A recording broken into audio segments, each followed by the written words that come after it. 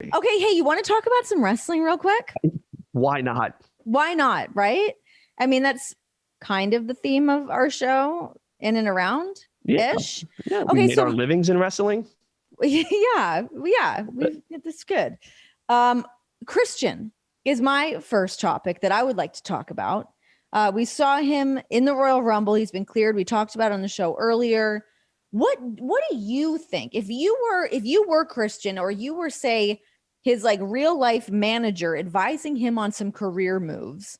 What would you like to see him do at this point in his career? He's a 47-year-old man. He looks like $1 million, perhaps in the best shape of his life, new lease on life, medically cleared to compete in the ring.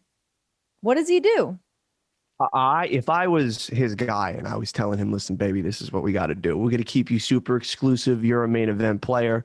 We want the Brock Lesnar treatment. We want you to come in when it's a big money match, big fight feel. I don't need you in a weekly segment. I don't need you cutting promos. I come in when it's time. You know what I mean? Let's pick one championship there and let's make a move on it. Do you want to be Universal Champion? If you want to go to SmackDown, let's focus on that. Do you want to have this? You were promised an Intercontinental title match 7 years ago when Big E was Intercontinental Champion. Now that he's Intercontinental Champion again, do you want to go after Big E? That's a juicy tale right there. Right. So it's like that's a juicy tale. I like that a lot. Beautiful storytelling, great players at like beautiful times of their careers. Well, also, it's interesting. It's meaty as all hell. It's super meaty. And if you look at it, Big E has come into his own in 7 years. Yeah. He's a 10-time tag team champion. He's in one of the most popular trios within the WWE. He's a certified Hall of Famer.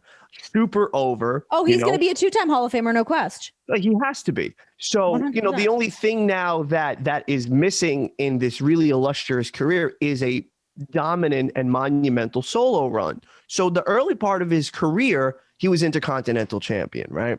Yeah. Now he's Intercontinental Champion, but he's older and he's wiser and he has more command in the ring. He has a wherewithal in the ring. He has more sway in the back as well. More sway in the back as to how these stories are going to be told.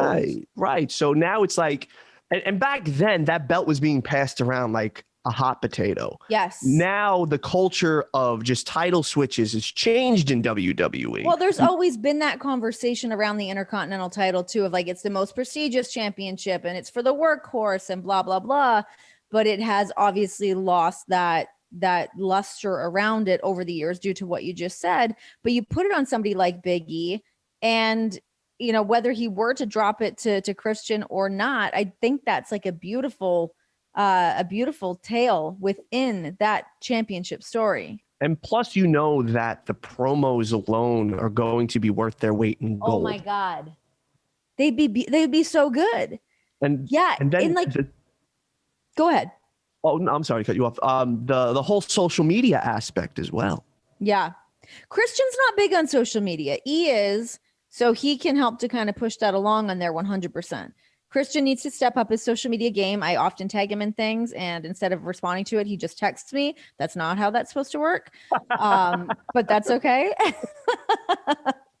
but I and also just like Christian is such a, we obviously know throughout his career that he is like the dude to put people over. He has the best matches. He is well known amongst all of his peers as being one of the best in the ring, from the technical standpoint, from a storytelling standpoint, to constructing a match. I always remember talking to John about this, and he was like, man, I always heard that Christian was good. And when they came in as the Shield, like him and Seth, especially, like they really thought that they just knew all they needed to know about getting in the ring. But then they stepped in there with Christian, and it was just like, oh, this guy knows what he's talking about. Yeah.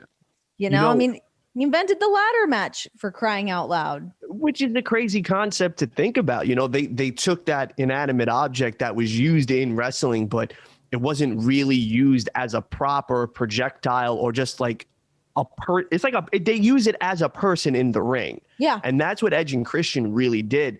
Some of the coolest stuff that I've ever seen Christian do was in the WWE, but outside of the WWE, he really made his mark in Impact and TNA. And if you have Impact Plus, or if you want to subscribe to Impact Plus, go and watch some of the stuff Christian was doing when he was on this quest to become. You get a cut for that, Emilio? No, I just believe in him, and I just like Impact. I just think they're a really good organization, and they get shitted on because of like old school stigmas and booking of the past, and their television's like. This is a wrestling podcast, so I want to talk about like cool wrestling, and Christian stuff there was great, and he's a phenomenal performer. So I would love to see him come back, mix it up with somebody who you know is gonna wrestle safely as well against Christian, 100%. Which is a huge thing. They're huge thing. They're gonna make it like they're gonna go all in. They're gonna go balls to the wall, but they're gonna do it in a way where you know what, like their skulls ain't gonna get rattled in the brain. Oh my God, nobody wants to play that game right now. Absolutely not. I mean, you've been on the shelf for 7 years, and now you get this opportunity. You're not going to want to roll the dice on that. You want to work with the safest, best people. So to what you just said about his time in Impact or in TNA and all that, his time outside of WWE, is that something you as his manager would suggest? I would say at least give it a glance. Give it a little look-see.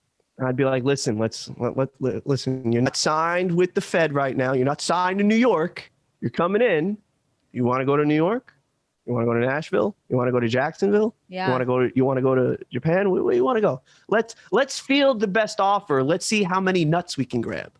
Well, I think it's also a matter of like what he wants to do. Exactly. You know, I mean, it comes down to, as it does for so many people, and you can't blame them, but it's like, what's going to be a good paycheck, but also this is his opportunity to rewrite his ending. I think he wants to stay with WWE. I think he wants to retire with WWE, and rightfully so. Especially with Edge there. Do you ever perhaps see those two getting back together and going for the tag titles?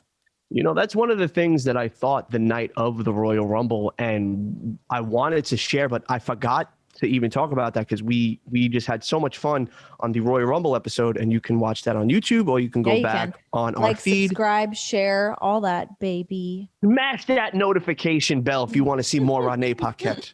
But ring the bell.